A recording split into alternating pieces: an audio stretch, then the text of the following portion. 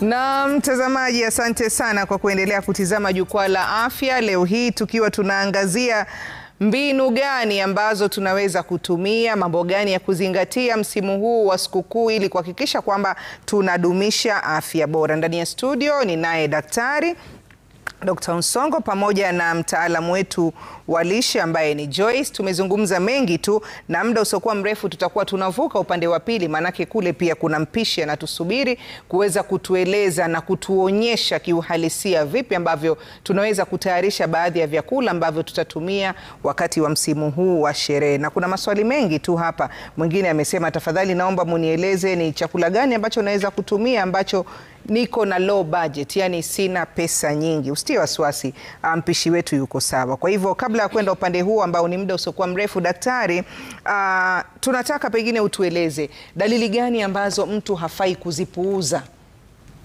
za kiafya. Ametoka kwenye sherehe, amerudi, anaanza kuona dalili ambazo sio sawa. Hafai kuzipuuza, zitakuwa pengine zinaonyesha kwamba huyu mtu ameathirika afya yake ama yuko katika hatari ya kupata tatizo fulani la kiafya.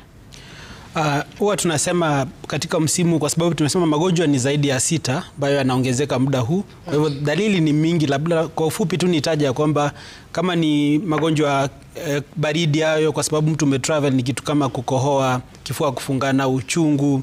Na kama ni mambo na pressure imeenda juu sana, unaweza sikia kifua inaanza kuleta ile chest pain, kichwa inauma mtu zaidi ile yenye si ya kawaida. Kama mtu ako na sukari ataanza kusikia siku hizi anadungwa chini ya miguu. Wengine wanakuambia ni kama ana feel anaenda haja ndogo kila wakati, ile tunaita frequency urination. Kwa hivyo na depend ugonjwa upi ambao mtu anahusika zaidi. Kwa hivyo signs ni mingi sana, lakini kitu muhimu ni ya kwamba at bare minimum lazima mtu ensure ana joto, anapumua vizuri, tumbo imuumi, aendi kutabika, vomiting, diarrhea hakuna, kwa sababu hizo ni zile danger signs.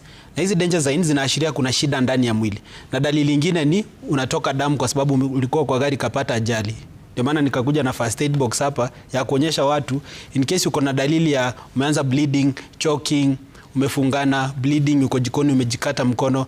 Those things can happen during Christmas kwa sababu watu wanafanya vitu mingi. Kuwa na first aid iko tayari, unajifanyia ile first aid. Na ukuwe na namba ya ambulance 10. Niko na 10 of them kwa simu yangu. Why? Unajua mwanamisi sasa nikianguka kwangu siwezi jisaidia.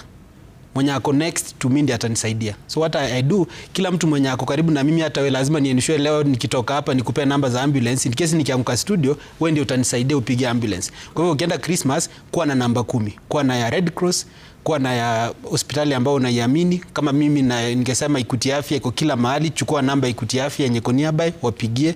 Kuwa na Care Call is an online virtual provider. Uko na shida ushago, piga hiyo namba for free. Hizi namba ni free. Unapiga, wanakuambia hiyo shida yako, unakosa kupumua, tafuta inaela. Ukipiga kama hiyo Care Call, watakupea free 20-minute consultation. Ukifanya hiyo first aid kwa traffic, kwa barabara, na wewe labda si wewe ama uresuscitate mtu, utamsaidia. Hizo ni symptoms ambazo zinaweza fanyika na unaweza saidia mtu afikie hospitali. Kwa hivyo ni mingi sana hizo ambulance numbers, na zote ukuwe naso, ujipange. Usije ukapata hata attack. Asante daktari, umetuambia kitu ambacho nilikuwa sijawahi kukifikiria mimi.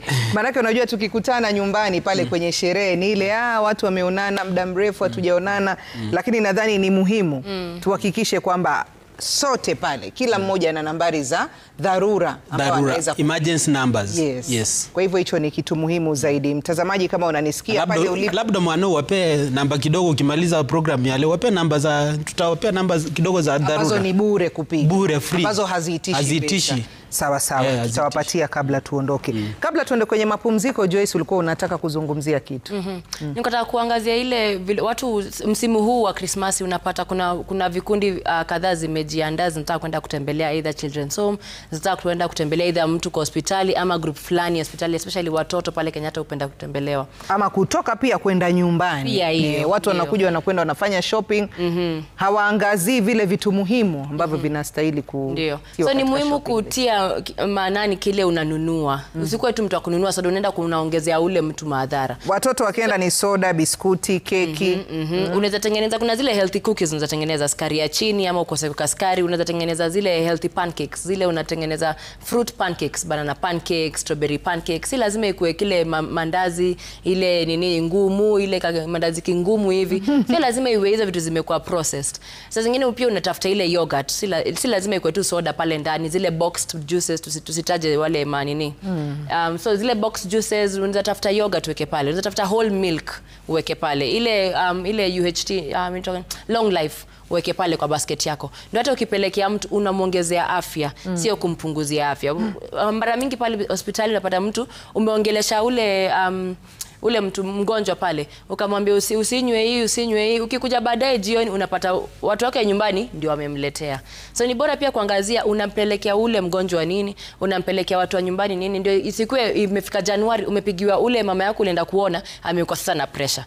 Ule mama yako umeenda kuona ameambiwa kona pre-diabetic. Pia boresha afya zao, ndio siku za usoni ni watu wanakushukuru zile vitu umefanya.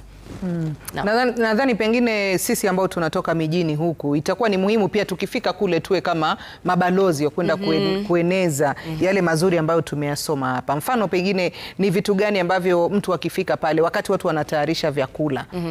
Manake tumesema wajua kule nyumbani wana namna yao ya kusherehekea.